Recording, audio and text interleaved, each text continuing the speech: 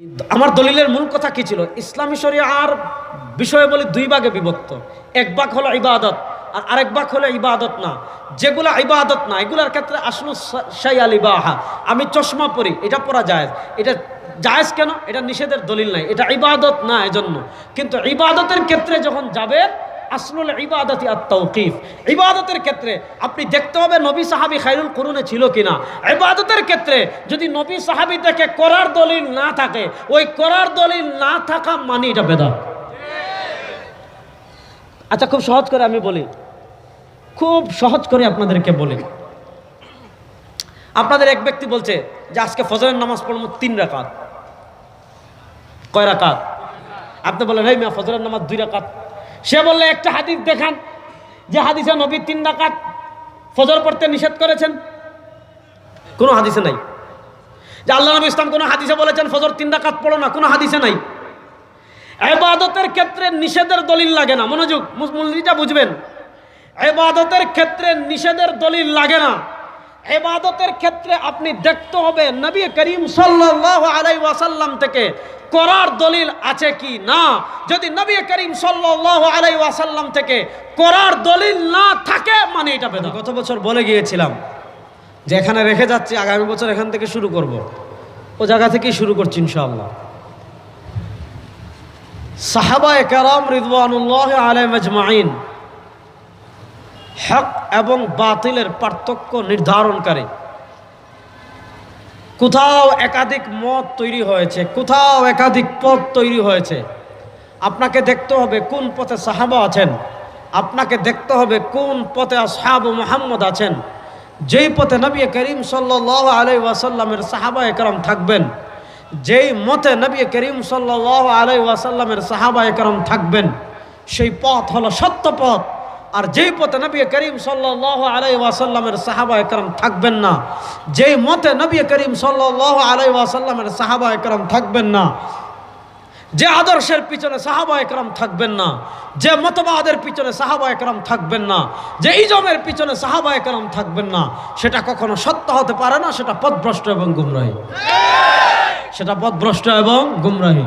এজন্য দেখেন আল্লাহ রাব্বুল ইজ্জত ওয়াল জালাল পবিত্র কোরআনে, আল্লাহ রাব্বুল ইজ্জত ওয়াল জালাল পবিত্র কোরআনে ঈমানের মাপকাঠি বানিয়েছেন সাহাবায়ে কেরামকে। নবী করিম সাল্লাল্লাহু আলাইহি ওয়াসাল্লাম হাদিসে নাজাত প্রাপ্ত দলের 2 মাপকাঠির 1 মাপকাঠি বানিয়েছেন সাহাবায়ে কেরামকে। আপনি ইমাম আযম আবু হানিফা রাহিমাহুল্লাহর কথা বলেন, ইমাম শাফিঈ রাহিমাহুল্লাহর কথা বলেন, ইমাম আহমদ ইবনে হাম্বল রাহিমাহুল্লাহর কথা বলেন, ইমাম মালিক রাহিমাহুল্লাহর কথা বলেন। আপনি আকীদার ক্ষেত্রে ইমাম আশআরীর কথা বলেন, ইমাম মাতুরিদির কথা বলেন, ইমাম তাহাবীর কথা বলেন, ইমাম আহমদ ইবনে হাম্বলের কথা বলেন। ফিকহের ক্ষেত্রে 4 মাযহাবের যে কোনো ইমামের কথা বলেন। এই ফ্যানটা বন্ধ করেন, আওয়াজ আসে। আপনি ফিকহের ক্ষেত্রে যে কোনো ইমামের কথা বলেন, আপনি দেখবেন সবাই আমল গ্রহণ করার ক্ষেত্রে যে কয়েকটা মাপকাঠি বানিয়েছেন, তার ভিতর একটা গুরুত্বপূর্ণ মাপকাঠি হলেন সাহাবা। একটা গুরুত্বপূর্ণ মাপকাঠি কারা? মুখ খুলে কথা বলতে হবে। একটা গুরুত্বপূর্ণ মাপকাঠি কারা? সাহাবা। দেখেন আল্লাহ রাব্বুল ইজ্জত ওয়াল জালাল পবিত্র কোরআনের শুরুতে মুমিনদের আলোচনা করেছেন। হুদাল লিল মুত্তাকিন, আলিফ লাম মিম, যালিকাল কিতাবু লা রাইবা ফি, হুদাল লিল মুত্তাকিন আল্লাযীনা ইউমিনুনা বিল গায়বি ওয়া ইউকিমুনাস সালাতা ওয়া মিম্মা রাযাকনাহুম ইউনফিকুন। আপনি কোরআনের সূচনা লগ্নে পাবেন আল্লাহ প্রথম মুমিনদের আলোচনা করেছেন। তারপরে আপনি দেখবেন ইন্নাল্লাযীনা কাফারু সাওয়াউন আলাইহিম আনযারতাহুম আম লাম তুনযিরহুম লা ইউমিনুন খাতামাল্লাহু আলা কুলুবিহিম ওয়া আলা সামঈহিম ওয়া আলা আবসারিহিম গিশাওয়া বলে আল্লাহ কাফেরদের আলোচনা করেছেন। ঈমানদার যারা তাদের পরিচয় সুস্পষ্ট, কাফের যারা তাদের পরিচয় সুস্পষ্ট। ঈমানদারদেরকে চেনা যায়, সরওয়ার দু আলমের উম্মাহ যারা তাদেরকে চেনা যায়। আবার আবু জেহেলের অনুসারী যারা তাদেরকে চিনা যায়, মূর্তি পূজক যারা তাদেরকে চিনা যায়, তারকা পূজারী যারা তাদেরকে চিনা যায়, চন্দ্র পূজারী যারা তাদেরকে চেনা যায়, সূর্য পূজারী যারা তাদেরকে চেনা যায়, মানুষ পূজারী যারা তাদেরকে চেনা যায়, কবর পূজারী যারা তাদেরকেও চেনা যায়, মাজার পূজারী যারা তাদেরকেও চেনা যায়। কিন্তু একদল মানুষ আছে এদেরকে চেনা যায় না, এরা হলো মুনাফিক। আল্লাহ পবিত্র কোরআনে তাদের কথা বলেছেন, ওয়ামিনান নাসি মান ইয়াকুলু আমান্না বিল্লাহি ওয়া বিল ইয়াউমিল আখির ওয়া মা হুম বিমুমিনিন। আল্লাহ বলেন, আমার বান্দারা শোনো, দুনিয়াতে একদল মানুষ এমন থাকবে, এদের চরিত্র জানেন কি?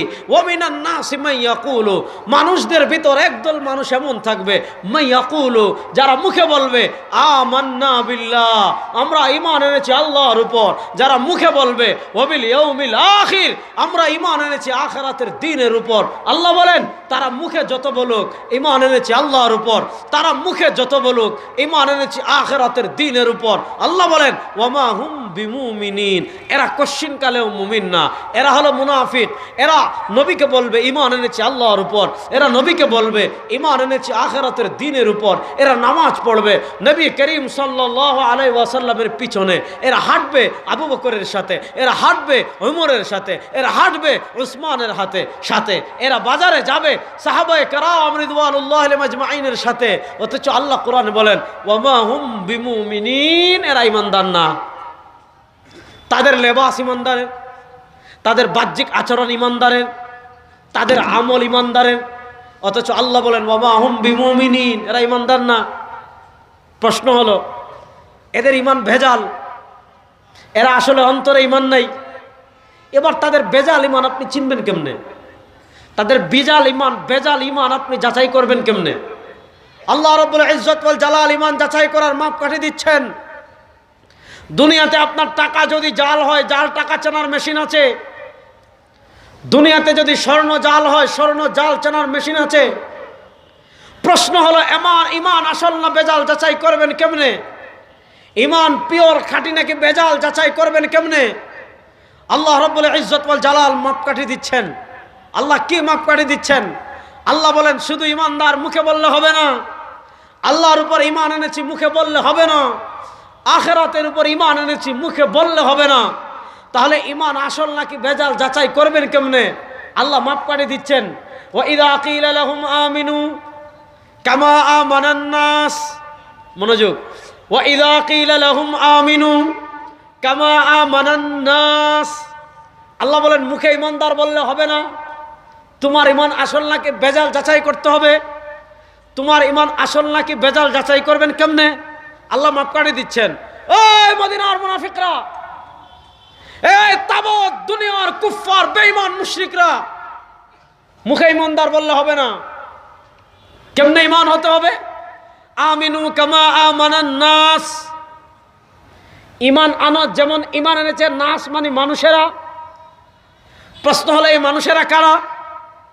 তাফসীরে জালালাইন খুলেন, তাফসীরে ইবনে জারীর তাবরী খুলেন, তাফসীরে ইবনে কাসির খুলেন, তাফসীরের সব কিতাবে পাবেন আসহাবু মুহাম্মদ সাল্লাল্লাহু আলাইহি ওয়াসাল্লাম আল্লাহ বলেছেন, শুধু ঈমান আনিছি এই কথা বললে হবে না, ঈমান গ্রহণ করেছে এই কথা বললে হবে না। আমিনু কামা আমানান নাস, এই আসহাবু মুহাম্মদ ঈমান আনো যেভাবে ঈমান এনেছেন সাহাবায়ে কেরাম, বিশ্বাস করো যেভাবে বিশ্বাস করেছেন সাহাবায়ে কেরাম, আমল করো যেভাবে আমল করেছেন সাহাবায়ে কেরাম, আদর্শ লালন করো যেভাবে আদর্শ লালন করেছেন সাহাবায়ে কেরাম। তাহলেই তুমি হবে প্রকৃত মুমিন। তোমার ঈমান যদি সাহাবার ঈমানের সাথে না মিলে, তোমার আমল যদি সাহাবার আমলের সাথে না মিলে, তোমার আদর্শ যদি সাহাবার আমলের সাথে না মিলে, তুমি যত ঈমানদার দাবি করো, তুমি মুনাফিক ছাড়া কিচ্ছু না, মুনাফিক ছাড়া কিচ্ছু। তাহলে সাহাবায়ে কেরামের ঈমানের সাথে ঈমানের মিল থাকার দরকার আছে না নাই? বলেন না, সাহাবায়ে কেরাম বেগুন কথা কোন? সাহাবায়ে কেরামের ঈমানের সাথে ঈমানের মিল থাকার দরকার আছে না নাই? যদি সাহাবায়ে কেরামের ঈমানের সাথে ঈমান মিলে তুমি ঈমানদার, সাহাবায়ে কেরামের আমলের সাথে আমল মিললে তুমি ঈমানদার, সাহাবায়ে কেরামের আদর্শের সাথে আদর্শ মিললে তুমি ঈমানদার। যদি তুমি সাহাবায়ে কেরামকে ওভারটেক করে ফেলো, কোরআন বুঝার ক্ষেত্রে তুমি সাহাবায়ে কেরামকে ওভারটেক করে ফেলো, রাসূলের মহব্বতের নামে তুমি যদি সাহাবায়ে কেরামকে ওভারটেক করে ফেলো, সিয়াসতের নামে তুমি যদি সাহাবায়ে কেরামকে ওভারটেক করো, সহিহ হাদিসের নামে তুমি যদি সাহাবায়ে কেরামকে ওভারটেক করো, তুমি যেই লেভেল লাগাও, যেই নাম লাগাও, যেই আদর্শ লাগাও, তুমি সাহাবায়ে কেরামকে ওভারটেক করে যদি সাহাবার থেকে বেশি কোরআন বুঝো, সাহাবায়ে কেরাম থেকে তোমার ইশকে রাসূল যদি বেশি হয়ে যায়, সাহাবায়ে কেরাম থেকে তুমি যদি রাজনীতি বেশি বুঝো, সাহাবায়ে কেরাম থেকে তুমি যদি হাদিস বেশি বুঝো, তোমার চেয়ে বড় ভণ্ড আল্লাহর জমিনে আর কেউ নাই। এজন্য দেখেন খারিজিরা কোরআন বুঝেছে সাহাবায়ে কেরাম থেকে বেশি, আর আরেক দল আকীদা বুঝেছে সাহাবায়ে কেরাম থেকে বেশি, আরেক দল হাদিস বুঝেছে সাহাবায়ে কেরাম থেকে বেশি, আর আরেক দলের ইশকে রাসূল এমন লাফায়া ওঠে এরা সাহাবায়ে কেরাম থেকেও বেশি বুঝে। এগুলা সব গুমরাহি। শুনেন, আহলুস সুন্নাহ ওয়াল জামাত কোনো দলের নাম না যে আপনি মোমবাতি লইয়া নির্বাচনে দাঁড়াই গেছেন আর আপনি আহলুস সুন্নাহ ওয়াল জামাত হয়ে গেছেন, ব্যাপারটা এমন না। আহলুস সুন্নাহ ওয়াল জামাত একটা আদর্শের নাম। আপনি নির্বাচনের নামে আওয়ামী লীগের দালালি করবেন, পতিত স্বৈরাচারের পা চাটবেন, পতিত স্বৈরাচারের গোলামি করবেন, পতিত স্বৈরাচারের পক্ষে কথা বলবেন, পতিত স্বৈরাচারকে ক্ষমতায় আনার পক্ষে কাজ করবেন, আপনার চেয়ে বড় ভণ্ড প্রতারক আল্লাহর জমিনে আর কেউ নাই। কথা ভালো করে বুঝবেন। আহলুস সুন্নাহ ওয়াল জামাআহ, আহলুস সুন্নাহ ওয়াল, বলেন না কথা, আহলুস সুন্নাহ ওয়াল, মুখ খুলে বলেন আহলুস সুন্নাহ ওয়াল। এই জামাত মানে জামাতে ইসলাম না, এই জামাত মানে হেফাজতে ইসলাম না, এই জামাত মানে আপনার ইসলামী ফ্রন্ট না, এই জামাত মানে ইসলামী আন্দোলনও না, এই জামাত মানে জামাতে সাহাবা। এই জামাত মানে কি? জামাতে হাদিস পড়েছি। নবী করিম সাল্লাল্লাহু আলাইহি ওয়াসাল্লাম বলেছেন, আমার উম্মত শোনো, ইন্নাহু মাইয়াইশ মিনকুম বাদি, আমার পরে যারা দুনিয়াতে আসবে বাংলাদেশে, কত দল রে ভাই বাংলাদেশে খালি। হুজুর আব্রাস সাহেব হুজুর এক বলে একটা, ওই শায়েখ বলে আরেকটা, উনি বলে আরেকটা, মাইজবান্ডারওয়ালারা বলে আরেকটা, আটরশি বলে আরেকটা, চন্দ্রভাড়া বলে আরেকটা। আপনাদের চট্টগ্রাম এখন আরেক দল বাইরেছে, হেরা বলছে যদি মাইকে আজান দেন ইমান শেষ। গত বছর আমার 1 কোটি টাকার চ্যালেঞ্জ পাঠাই দেয়, আমি বলছি ভাই মাফ চাই, এই যে এই বাহাস আমার করার দরকার নেই। আমি কথা বুঝেন, কত দল বাংলাদেশ, আপনি যাবেন কার দিকে? অনেকে বলে আব্রাস সাহেব হুজুর আপনারাই তো কত দল, আমরা কার দিকে যাব? প্রশ্ন করে কি করে না? আপনারা মনে হয় বেগুনে আমার কথা বুঝতেছেন না, তাহলে আমার সাথে কথা বলতে হবে, নাহলে আমি ওয়াজ করতে পারবো না। অনেকে বলে হুজুর আপনারাই তো কত দল, যাব কোন দিকে? নবী করিম সাল্লাল্লাহু আলাইহি ওয়াসাল্লাম বলেছেন যাবেন চার দিকে, যার ভিতর দুইটা আদর্শ পাওয়া যায়, যার ভিতর দুইটা গুণ পাওয়া যাবে, যার ভিতর দুইটা প্রতীক পাওয়া যাবে, যার ভিতর দুইটা মার্কা পাওয়া যাবে, তাদের দিকে যাবেন। তারা কারা? মা আনা আলাইহি, যার ভিতর নবীর আদর্শ পাওয়া যাবে, যার ভিতর নবীর আমল পাওয়া যাবে, যার ভিতর নবীর আকীদা পাওয়া যাবে, যার ভিতর নবীর মহব্বত পাওয়া যাবে। ও আসহাবি, যাদের আমল সাহাবার আমলের সাথে মিলবে, যাদের আকীদা সাহাবার আকীদার সাথে মিলবে, যাদের আদর্শ সাহাবার আদর্শের সাথে মিলবে, ওই নবী এবং সাহাবীর আদর্শ যাদের ভিতর পাওয়া যাবে তারাই হবে জান্নাতি। আর নবী আর সাহাবার আদর্শ যাদের ভিতর পাওয়া যাবে না কেন, তারা যেই নাম দেখ না কেন, নামের কোনো কাম নাই। নবী সাহাবীর আদর্শ না পাওয়া গেলে ভণ্ডামি ছাড়া কিচ্ছু না। আপনি সাহাবীর নাম দিয়ে বাবার দরবারে গরুতে মালা লাগাইয়া দেবেন। আপনি সাহাবীর নাম দিয়ে বাবার মাজারে গিয়ে কি করলেন? মনের আশা পূরণের জন্য মোমবাতি জ্বালাইলেন। আমাদের বাংলাদেশের মানুষ এগুলা করে কি করে না? এগুলাকে আহলুস সুন্নাহ ওয়াল জামাত না ভণ্ডামি? বলেন এগুলা আহলুস সুন্নাহ ওয়াল জামাত না ভণ্ডামি? এই ভণ্ডামির সাথে প্রকৃত আহলুস সুন্নাহ ওয়াল জামাতের কোনো সম্পর্ক? বলেন এই ভণ্ডামির সাথে আহলুস সুন্নাহ ওয়াল জামাতের কোনো সম্পর্ক? মনোযোগ দিয়ে বুঝেন। আল্লাহ বলেছেন আমিনু, ঈমান আনো। কেমন ঈমান?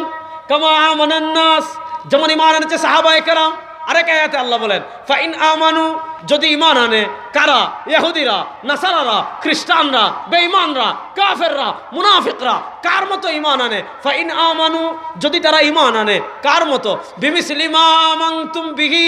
ও নবীর সাহাবারা শুনো, তোমরা যেইভাবে ঈমান এনেছো, তোমাদের ঈমানের মতো যদি মুনাফিকরা ঈমান আনে, তোমাদের ঈমানের মতো যদি কাফেররা ঈমান আনে, তোমাদের ঈমানের মতো যদি বেঈমানরা ঈমান আনে, তোমাদের ঈমানের মতো যদি ইহুদিরা ঈমান আনে, তোমাদের ঈমানের মতো যদি খ্রিস্টানরা ঈমান আনে, ফাকাদ ইহতাদাও, তাহলে তারা হেদায়েত প্রাপ্ত হবে। আর সাহাবায়ে কেরামের ঈমানের মতো ঈমান না হলে কশিনকালেও হেদায়েত প্রাপ্ত হতে পারবে। এখন আপনি ঈমানের নামে খাজার গান গাইলেন। ঈমানের নামে বললেন কেউ পেলে না খালি হাতে খাজা তোমার দরবারে। ঈমানের নামে আপনি পীরের পূজা করলেন, ঈমানের নামে আপনি মানুষের পূজা করলেন, ইমানের নামে আপনি মানুষের নামে মান্যত করলেন, ইমানের নামে আপনি পশু জবাই করলেন পীরের নামে, ইমানের নামে কবরে গিয়ে মোমবাতি জ্বালাই আসলেন, ইমানের নামে কবরে গিয়ে সিজদা দিয়ে আসলেন, ইমানের নামে পীর যে খাটে ঘুমাইতো খাটে সিজদা দিয়ে আসলেন, ইমানের নামে পীর যে পুকুরে আসে, পীর যে পুকুরে থাকতো ওই পুকুরের পচা পানিতে গিয়ে গোসল করে বললেন এটা খাকে শিফা। এরকম কিছু গোপাল বাড় আমাদের দেশে আছে না নাই? আপনারা চট্টগ্রামে আছে কিনা আমি জানি না। এই ধরনের কিছু গোপাল বাড় আমাদের দেশে আছে না নাই? এখন বলেন এগুলা ইমান না ভণ্ডামি? এই জুড়ে বলেন এগুলা ইমান না ভণ্ডামি? এগুলার সাথে আহলুস সুন্নাহ ওয়াল জামাতের কোনো সম্পর্ক আছে? ফাইন আমানু বিমিসলি মা আমানতুম, হ্যাঁ শুনেন, যদি তোমরা ঈমান আনো কার মতো? বিমিসলি মা আমানতুম, যেমন ঈমান এনেছে কারা? সাহাবায়ে কেরাম। তাহলে কি হবে? ফাকাদ ইহতাদা, তাহলে হেদায়েত প্রাপ্ত হবে। তাহলে বোঝা গেল ঈমান আসল না বেজাল যাচাই করার মাপকাঠি কারা? আর আসতে বলেন, জুড়ে বলেন, আর আসতে বলেন। এখানে একটা জিনিস আমি সহজ করে বুঝাই। ঈমান মানে কি?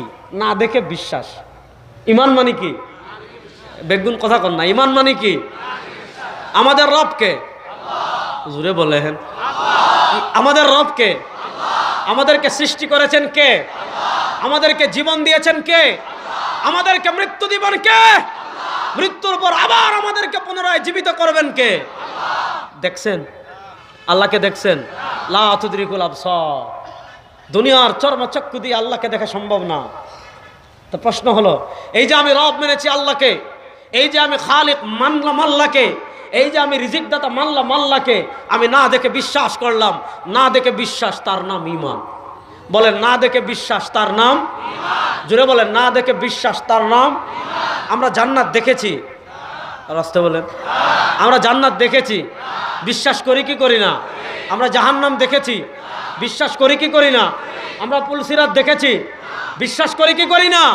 আমরা ফিরিস্তা দেখেছি, বিশ্বাস করি কি করি না? আমরা মিজান দেখেছি, বিশ্বাস করি কি করি না?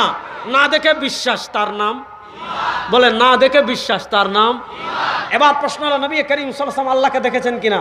সাহাবা একরামের ভিতরে ইখতিলাফ ছিল।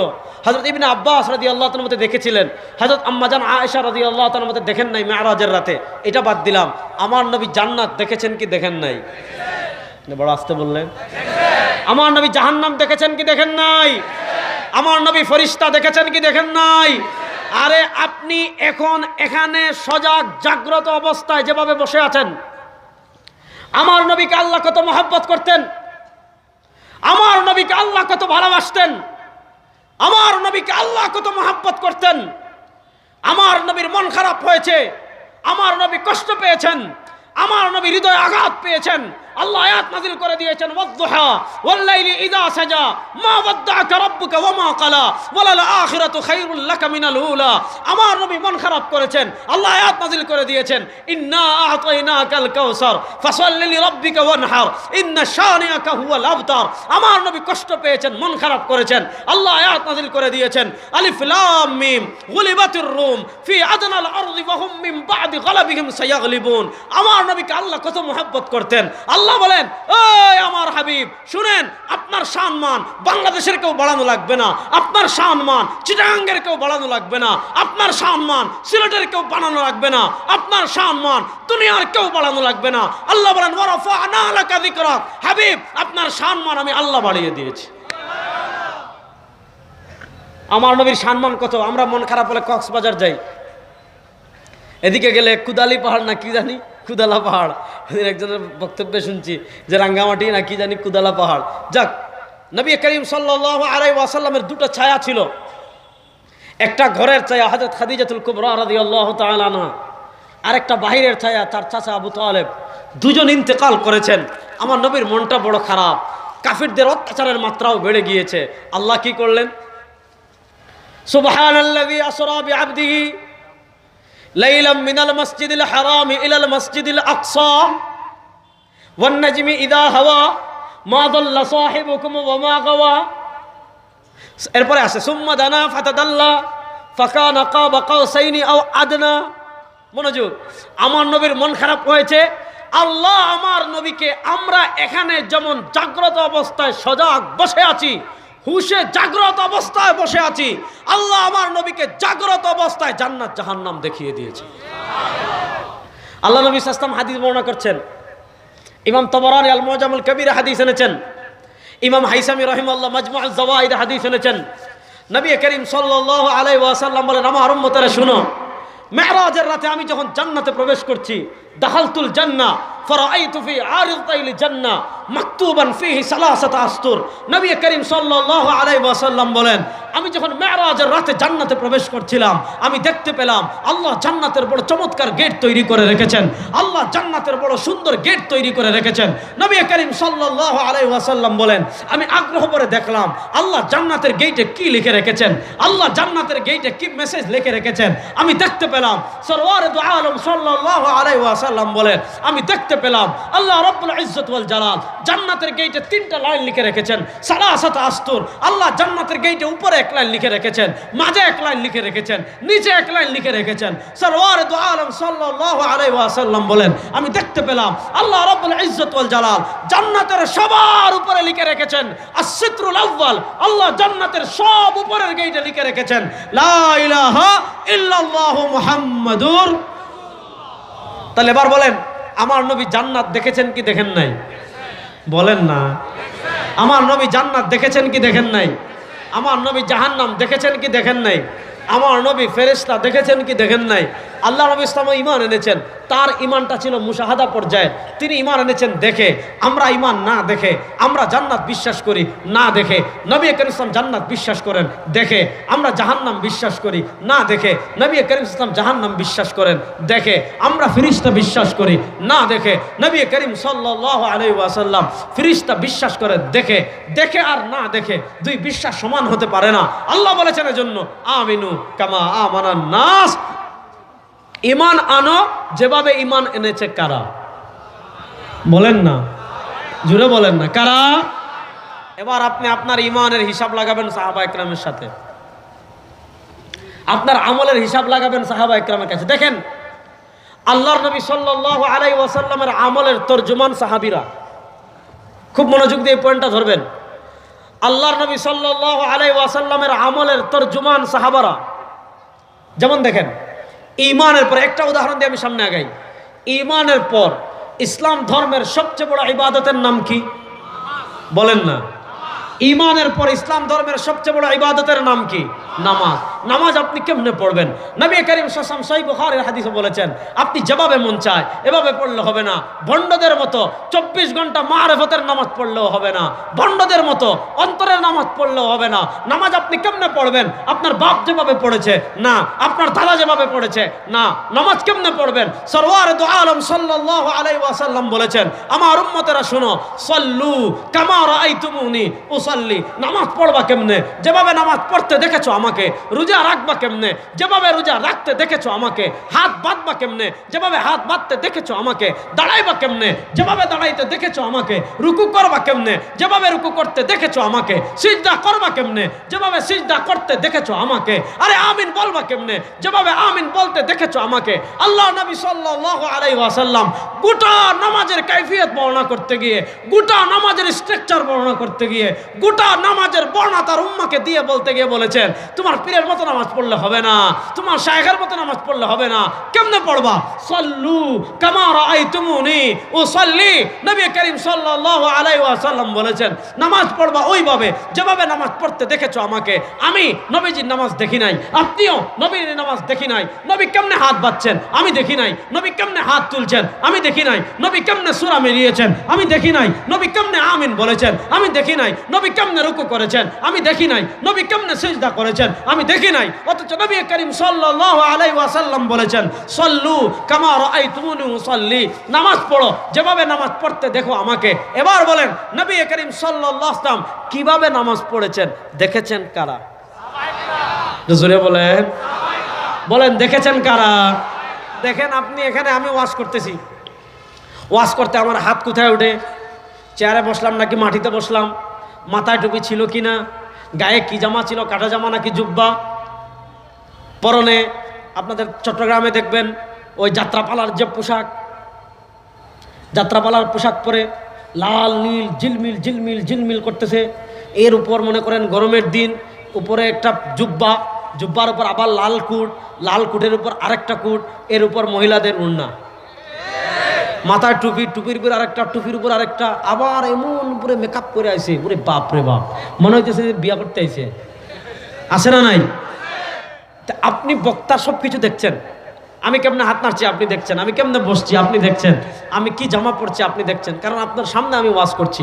আল্লাহ নবী সাল্লাল্লাহু আলাইহি ওয়াসাল্লাম ইমামতি করেছেন, তিনি কেমনে হাত তুলছেন সাহাবা একরাম দেখেছেন, তিনি কেমনে হাত বাঁধছেন সাহাবা একরাম দেখেছেন, তিনি কেমনে রুকু করেছেন সাহাবা একরাম দেখেছেন, তিনি কেমনে আমিন বলেছেন সাহাবা একরাম দেখেছেন, তিনি কত রাকাত নামাজ পড়েছেন সাহাবা একরাম দেখেছেন, তিনি কোথায় নামাজ পড়েছেন সাহাবা একরাম দেখেছেন। তাহলে বলেন নবী করিম সাল্লাল্লাহু আলাইহি ওয়াসাল্লামের টোটাল ইবাদত দেখেছেন কারা? মুখ খুলে বলেন, দেখেছেন কারা? এখন যদি কেউ বলে না সাহাবা একরাম দেখে নাই, আমি সাহাবা একরাম থেকে বেশি বুঝছি, বুঝবেন তার মাথায় গ্যাস্ট্রিক, বুঝবেন তার মাথায় গোবর, মগজ নেই। এজন্য শুনেন, দুনিয়াতে সব বাতিল চিনবেন কেমনে? দুনিয়াতে বাতিল চেনার মাপকাঠি সাহাবী। দেখেন সে ভণ্ডামি নামে এমন কাজ করবে যে কাজ সাহাবা করেন নাই, সে ইশকে রাসূলের নামে এমন কাজ করবে যে কাজ সাহাবা করেন নাই, সে সহি রাজনীতির নামে এমন কাজ করবে যে কাম সাহাবা করেন নাই, সে সহি হাদিসের নামে এমন কাজ করবে যে সাহাবা একরাম করেন নাই। আল্লাহর নামে কসম করে বলে যায়, যদি সাহাবা একরামকে ওভারটেক করে, সাহাবা একরাম থেকে বেশি দিন বুঝে, সাহাবা একরাম থেকে বেশি কোরআন বুঝে, সাহাবা একরাম থেকে বেশি হাদিস বুঝে, এর চেয়ে বড় ভণ্ড আল্লাহর জমিনে আর কেউ না।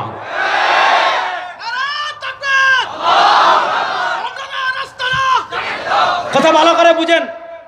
এবার আমি কয়েকটা উপমা দিই, তাহলে ভালো করে বুঝবেন। ইসলামী শরিয়ায় একটা পরিভাষা আছে, সাহাবাদের ব্যাপারটা আমি বুঝাচ্ছি। ইসলামী শরিয়ার যদি আপনি একটা হলো, আপনি যে কাজটা করছেন এটা ইবাদত না, খুব মনোযোগ দিয়ে বুঝবেন। এই আমার পরনে এটা কি? আচ্ছা সবাই চিনছেন তো, মাশাআল্লাহ। আমার পরনে এটা কি বলেন না সবাই? চশমা। এটা কি? পানির বোতল। এটা কি? এটা কি? মোবাইল। এটা কি? খুব মনোযোগ দিয়ে যুবকরা, আমি খুব লম্বা আলোচনাকে সহজ করে বোঝানোর চেষ্টা করছি। এটা কি? মাইক। এগুলার সাথে সব গুনাহের কোনো সম্পর্ক নাই। চশমা, আচ্ছা দুনিয়ার কোনো আলেম এ পর্যন্ত একদিনও বলছে যে কেউ যদি চশমা পরে তার ফাঁস নেকি, আর যদি চশমা না পরে নেকি নাই? আচ্ছা বলেন, চশমা পরার সাথে সওয়াব বা গুনাহের কোনো সম্পর্ক আছে? নাই। আপনি বোতল দিয়ে, এই যে মনে করেন বোতল দিয়ে পানি খাওয়ার মধ্যে সওয়াব বা গুনাহের কোনো সম্পর্ক আছে? এই যে আমি মাইকে ওয়াজ করতেছি, মাইকে ওয়াজ করার সাথে সওয়াব বা গুনাহের কোনো সম্পর্ক আছে? মোবাইল ব্যবহার করার সাথে সওয়াব বা গুনাহের কোনো সম্পর্ক আছে? এই যে বাতি জ্বালাইলেন, এই বাতি জ্বালানোর সাথে সওয়াব বা গুনাহের কোনো সম্পর্ক আছে? এই প্যান্ডেল করা না করা, কেউ কি জীবনে বলছে? এই যে শানে সাহাবার আজকে 35 বছর, আমার জন্মের আগ থেকে ওয়াজ হইতেছে এই মাঠেই তো নাকি? মাশাআল্লাহ, 35 বছর ধরে এই মাঠটা যে আছে কেউ দখল করেন, এটাই তো অনেক কিছু। এই যে 35 বছর ধরে এখানে ওয়াজ হচ্ছে, কোনো আলেম কি কখনো বলেছে যে যদি প্যান্ডেলে বসে ওয়াজ করেন, অর্থাৎ শ্রোতাদের সামনে সামিয়ানা থাকে তাহলে 10 নেকি, আর যদি সামিয়ানা না থাকে, উপরে কুয়াশা পড়ে, তাহলে 50 নেকি? বলেন, এই সামিয়ানা থাকা না থাকা এগুলার সাথে সওয়াব বা গুনাহের কোনো সম্পর্ক আছে? এগুলো জরুরিয়াত। এখন কেউ যদি বলে যে চশমা পরলে 10 নেকি, চশমা পরা সওয়াবের কাজ, তাহলে তাকে দলিল দেখাতে হবে কোরআন সুন্নাহ সাহাবা থেকে, খায়রুল কুরুন থেকে। কেউ যদি বলে যে চশমা পরা সওয়াবের কাজ, তাহলে দেখাতে হবে দলিল যে তুমি যে বলেছ চশমা পরা সওয়াবের কাজ, তুমি দেখাও খায়রুল কুরুনে নবী সাহাবী তাবেঈদের যুগে চশমা পরা সওয়াবের কাজ ছিল কি না। যদি এটা দলিল দেখাতে না পারে, তার মানে এটা বেদাত। আরো সহজ করে বুঝাই, মাইক সরাই দিছি, কথা বুঝেন। মাইক আমি সরাই দিলাম, আমি মাইক ছাড়া ওয়াজ করলাম, মাইক সহ ওয়াজ করলাম। এখন আপনি যদি বলেন যে আবরার সাহেব, আপনি মাইক ছাড়া ওয়াজ করলে কষ্ট হবে বেশি, আওয়াজ হবে জুড়ে, নেকি পাইবেন 50টা। আর যদি মাইক সহ ওয়াজ করেন নেকি পাইবেন 20টা। আচ্ছা বলেন, মাইকে ওয়াজ করার সাথে নেকি বা গুনাহের কোনো সম্পর্ক আছে? এখন কেউ যদি এটাকে ইবাদত বানায় যে মাইকে ওয়াজ করা মুস্তাহাব, মাইকে ওয়াজ করা 50 নেকি, মাইকে ওয়াজ করা 60 নেকি, বলতে হবে या कुरान से दलील लाओ, या हदीस से दलील लाओ, या जमात सहाबा से दलील लाओ, या खैरुल कुरून से दलील लाओ। अगर खैरुल कुरून में इसके दलील नहीं पाया जाए ये बेदात है। আমাদের দেশে বেদাতের পক্ষে কুযুক্তি দে, কুযুক্তি বুঝছেন? হুজুর আশহাদু আন্না মুহাম্মাদুর রাসূলুল্লাহ আছে না নাই? ভাই আপনি সারাদিন আপনার আঙ্গুলে চুষেন, আমার কিচ্ছু যায় আসে না, আঙ্গুলকে আরো কিছু চুষেন, সমস্যা কি? সারা দিন করেন, কেউ বাধা দিব? কথা কয় না বৈগুণ। কিন্তু আপনি যদি বলেন মুস্তাহাব, মুস্তাহাব মানে কি? যেটা রস্তাম করেছেন আবার ছেড়েছেন, এটাই তো মুস্তাহাব। রস্তাম কখনো মা ফাআলাহু সাল্লাল্লাহু ওয়া তারাকা ফাআলাহু মাররা ওয়া তারাকাহু মাররা। আপনি ওয়া আহাব্বাহু সালাফ, নবী কখনো করেছেন কখনো ছেড়েছেন, সালাফে সালেহিনগণ করেছেন। এটা হলো ফতোয়া শামিতে পাবেন। আরো বহু কিতাবে শেখ আব্দুল ফাত্তাহ আবু গুদ্দার রাহিমাহুল্লাহ এটা নিয়ে আলোচনা করেছেন, আরো বহু ইমামগণ এটা নিয়ে আলোচনা করেছেন। আমি সেদিকে যাচ্ছি না। আপনি সারাদিন আপনার কনিষ্ঠাঙ্গুল চুষেন অথবা বৃদ্ধাঙ্গুলি চুষেন, আমার কিছু যায় আসে না। আপনার হাত আপনি চুষবেন, আমার কি? কারণ আমার হাতে কামড় দিলে সমস্যা, আমি ব্যথা পাবো। আপনার হাতে আপনি চুষবেন নাকি কামড়াবেন আপনার ইচ্ছা। কিন্তু প্রশ্ন হলো, যখন আপনি এটাকে ইবাদত বানিয়ে ফেলবেন, যখন আপনি এটাকে ইবাদত বানিয়ে ফেলবেন, ইবাদত যদি বানান তাহলে দলিলের প্রয়োজন আছে না নাই? আপনাকে দেখাতে হবে হয় নবী করিম ইসলাম করেছেন, অথবা সাহাবা একরাম করেছেন, অথবা খায়রুল কুরুন এটা ছিল। যদি নবী, সাহাবী, তাবেঈর যুগে এটা ইবাদত হিসাবে স্বীকৃত না থাকে, এটার নাম বেদাত। এখন আপনি দলিল দেন আমরা সব বলে এটা বেদাত, তাহলে যে চশমা পরেছে এটাও তো বেদাত। যুক্তি দে, আমরা সব বেদাত বলছে এটা এটা, তাহলে মসজিদে মাইক বেদাত, টাইলস বেদাত, এসি বেদাত, এরপর হলো ইংলিশ কুমেটে পেশাব করা বেদাত। এগুলো মানুষদেরকে বুঝায়। আচ্ছা বলেন, মসজিদে এসি লাগানোর সাথে সব গুনাহের কোনো সম্পর্ক আছে? দুনিয়ার কোনো আলেমকে বলছে যে মসজিদে এসি আছে, নামাজ প্রশান্ত চিত্ত হয়, সব একটু কম। আর যে মসজিদে ফ্যান নাই, কারেন্ট নাই, মানুষ ঘামে, এই মসজিদে সব বেশি। বলেন এই এসি সহ মসজিদ আর এসি ছাড়া মসজিদ, এগুলোর সাথে সব গুনাহের কোনো সম্পর্ক আছে? আপনি মূল জিনিসটা বুঝতে পারতেছেন না। মূল পার্থক্যটা না ধরার কারণে আপনার পেছ লাগে। আপনাকে একটা দলিল দিবে যে এটা এটা এটা, আর বলবে হুজুর এটা করা যাবে না, নিষেধ আছে কোথায়? গত 2 বছর আগে একবার ঈদে মিলাদুন্নবী নিয়ে আমার সাথে ডিবেট হয়েছিল, আপনারা অনেকে দেখেছেন। তো ঈদে মিলাদুন্নবী নিয়ে যখন আমার সাথে ডিবেট হয়েছে, তখন আমাদের এক ভাই ছিলেন উত্তরবঙ্গের মাওলানা এরশাদ বুখারী, আপনাদের এখানে ওইদিকেও আসেন, তিনি ওয়াজ করতে, আমি যতটুকু জানি। ওনাদের ঘরানার বড় আলেম, প্রসিদ্ধ বক্তা। যাক, তো আমি যখন অনেক দলিল দিলাম, আপনারা অনেকে দেখেছেন। এই আমার দলিলের মূল কথা কি ছিল? ইসলামী শরিয়ার বিষয়ে বলি 2 ভাগে বিভক্ত। এক ভাগ হলো ইবাদত, আর আরেক ভাগ হলো ইবাদত না। যেগুলা ইবাদত না, এগুলার ক্ষেত্রে আসলু শাইআল ইবাহা। আমি চশমা পরি, এটা পরা জায়েজ। এটা জায়েজ কেন? এটা নিষেধের দলিল নাই, এটা ইবাদত না, এজন্য। কিন্তু ইবাদতের ক্ষেত্রে যখন যাবে, আসলুল ইবাদতি আত-তাওকিফ।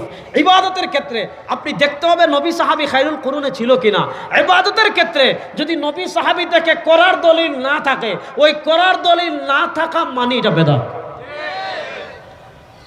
আচ্ছা, খুব সহজ করে আমি বলি, খুব সহজ করে আপনাদেরকে বলি। আপনাদের এক ব্যক্তি বলছে যে আজকে ফজরের নামাজ পড়ব 3 রাকাত। কয় রাকাত? আপনি বলেন এই মিয়া ফজরের নামাজ 2 রাকাত। সে বললে একটা হাদিস দেখান যে হাদিসে নবী 3 রাকাত ফজর পড়তে নিষেধ করেছেন। কোনো হাদিসে নাই। যে আল্লাহ নবী ইসলাম কোনো হাদিসে বলেছেন ফজর 3 রাকাত পড়ো না, কোনো হাদিসে নাই। ইবাদতের ক্ষেত্রে নিষেধের দলিল লাগে না। মনোযোগ, মূলনীতিটা বুঝবেন। ইবাদতের ক্ষেত্রে নিষেধের দলিল লাগে না। ইবাদতের ক্ষেত্রে আপনি দেখতে হবে নবী করিম সাল্লাল্লাহু আলাইহি ওয়াসাল্লাম থেকে করার দলিল আছে কি না। যদি নবী করিম সাল্লাল্লাহু আলাইহি ওয়াসাল্লাম থেকে করার দলিল না থাকে, মানে এটা বেদাত। আচ্ছা, নামাজ পড়া ভালো কাজ না খারাপ কাজ? বড় আসতে বললেন। নামাজ পড়া ভালো কাজ না খারাপ কাজ? নামাজ পড়া গুনাহের কাজ না সওয়াবের কাজ? এবার আমি দুটা কিতাবের কথা বলি, অনেক কিতাবে পাবেন।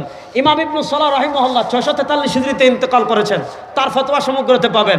আল্লামা ইবনে রাজব হাম্বলি, ইমাম ইবনে রাজব হাম্বলি রাহিমাহুল্লাহ 795 হিজরিতে ইন্তেকাল করেছেন। তার লিখিত লাতাইফুল মাআরিফ ফিমা লিমাওয়াসিমিল আম মিনাল ওয়াযাইফ ওই কিতাবে পাবেন। আরো পরে আসলে আল্লামা আব্দুল্লাহ লাখনবী রাহিমাহুল্লাহ 1304 হিজরিতে ইন্তেকাল করেছেন। তার লিখিত একটা কিতাব আছে আল আসারুল মারফুআ ফিল আখবারিল মাওযুআ, আল আসারুল মারফুআ ফিল আখবারিল মাওযুআ। যেই কিতাবে তিনি অনেক জাল হাদিস নিয়ে আলোচনা করেছেন, অনেক জাল হাদিস জমা করেছেন। এই তিন কিতাবে পাবেন। আব্দুল্লাহ লাখনবী রাহিমাহুল্লাহ একটা নামাজকে বেদাত বলেছেন। এরপরে ইবনে রাজব হাম্বলি রাহিমাহুল্লাহ একটা নামাজকে বেদাত বলেছেন। এটা হলো রজব মাসের শেষ বুধবার একটা নামাজ আছে সালাতুর রাগাইব। ইমাম ইবনে রাজব হাম্বলি এটাকে বেদাত বলেছেন, ইমাম নববী এটাকে বেদাত বলেছেন, আব্দুল্লাহ লাখনবী রাহিমাহুল্লাহ এটাকে বেদাত বলেছেন। সেটা হলো কি বিশেষ পদ্ধতির একটা নামাজ। সেটা কি আপনি ফরজ নামাজে একটা মাগরিবের পর একটা নামাজ পড়বেন, যে নামাজে ফাতিহা পড়বেন এতবার, কুল হুয়াল্লাহ পড়বেন এতবার, কুল আউযু বিল ফালাক পড়বেন এতবার, রুকুতে গিয়ে সুবহান রাব্বিল আযীম পড়বেন এতবার, সুবহান রাব্বিল আ'লা পড়বেন এতবার, দুই তাসবিহ দুই সিজদার মাঝে তাসবিহ পড়বেন এতবার, আর তাহিয়া পড়বেন এতবার, দুরূদ শরীফ পড়বেন এতবার, সিজদা করবেন এতবার, লম্বা বিস্তারিত আলোচনা। তো কুল হুয়াল্লাহ পড়াও তো ভালো কথা, আলহামদুলিল্লাহ পড়াও ভালো কথা, কুল আউযু বিল ফালাক পড়াও ভালো কথা, সুবহান রাব্বিল আযীম পড়াও ভালো কথা, সুবহান রাব্বিল আ'লা পড়াও ভালো কথা। কিন্তু আপনি দেখবেন ইমাম ইবনে রাজব হাম্বলির কিতাব দেখবেন, আব্দুল্লাহ লাখনবী রাহিমাহুল্লাহর কিতাব দেখবেন, ইমাম ইবনে সালাহ রাহিমাহুল্লাহর কিতাব দেখবেন, ইমাম নববী রাহিমাহুল্লাহর কিতাব দেখবেন, তারা সবাই সালাতুর রাগাইবকে বেদাত বলেছেন। প্রশ্ন হলো নামাজ তো ভালো কাজ, ফাতিহাও ভালো কাজ, কুল হুয়াল্লাহ ভালো কাজ, কুল আউযু বিল ফালাকও ভালো কাজ, তাহলে নামাজকে বেদাত বললেন কেন? নামাজ মূলত বেদাত না, কিন্তু নামাজের যে পদ্ধতি তারা আবিষ্কার করেছে, পদ্ধতি নবী থেকে প্রমাণিত না, পদ্ধতি সাহাবা থেকে প্রমাণিত না, ওই পদ্ধতিকে তারা মুস্তাহাব মনে করে এটাকে ইবাদত বানিয়ে ইবাদত করেছে। আর ওইটা যেহেতু নবী এবং সাহাবা তাবেঈ থেকে প্রমাণিত না, এজন্য এটা বেদাত। এজন্য ইবাদতে করার দলিল লাগে, নিষেধের দলিল লাগে না। এখন প্রশ্ন হলো আপনি যখন নবী করিম সাল্লাল্লাহু আলাইহি ওয়াসাল্লামের নাম শুনবেন, মনোযোগ, আপনি যখন নবী করিম সাল্লাল্লাহু আলাইহি ওয়াসাল্লামের নাম শুনবেন আপনি কি করবেন? হাদিস খুলেন।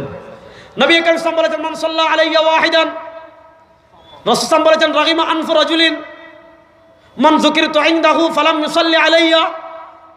সহিহ ইবনে হিব্বানে হাদিস আসছে এবং এই হাদিস সবগুলো জমা করেছেন ইমাম সাখাবী রাহিমাহুল্লাহ তার কিতাবে আল কাউলুল বাদি' ফি সালাতি ওয়াস সালামি আলাল হাবিবিশ শাফি', যেটা আমাদের দাদা উস্তাদ শেখ মোহাম্মদ আওয়ামা হাফিজাহুল্লাহ তাহকিক তালিক করে ছাপিয়েছেন। নবী করিম সাল্লাল্লাহু আলাইহি ওয়াসাল্লাম আমাদেরকে শিখিয়েছেন ইন্না আবখালান নাস। নবী করিম সাল্লাল্লাহু আলাইহি ওয়াসাল্লাম বলেন দুনিয়ার সবচেয়ে বড় কৃপণ ওই ব্যক্তি। নবী করিম সাল্লাল্লাহু আলাইহি ওয়াসাল্লাম বলেছেন লাহিমা আনফু রাজুলিন, ওই ব্যক্তির নাক ধুলোয় দূষিত হোক, ওই ব্যক্তি ধ্বংস হয়ে যাক।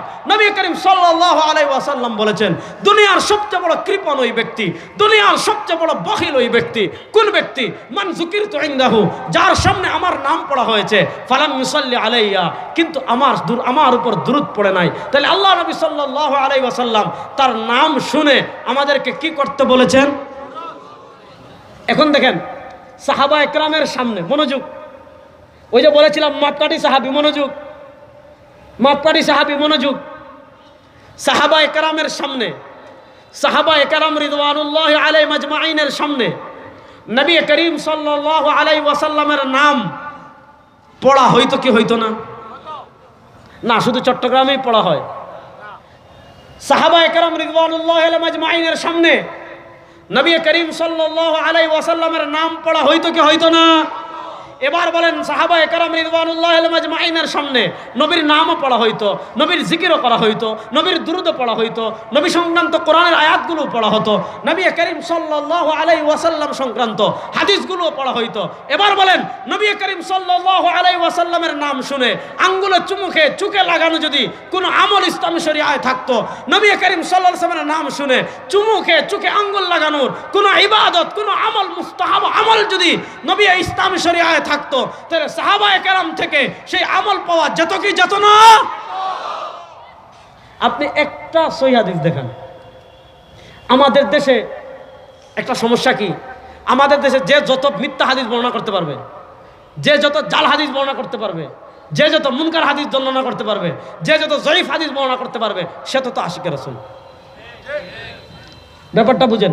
অথচ জাল হাদিস বর্ণনা করা হারাম, বলেন, জাল হাদিস বর্ণনা করা, বড় আস্তে বললেন, জাল হাদিস বর্ণনা করা, জেনে শুনে জাল হাদিস বর্ণনা করা, জাল হাদিস দিয়ে দলিল দেওয়া, কিন্তু আমাদের দেশে এই সমস্যা। আপনি বলবেন এটা জাল, বলবে আপনি ওয়াহাবি। আপনি বলবেন ভাই এই হাদিসের সনদ না, এটা জাল, বলবে আপনি নবীর দুশমন।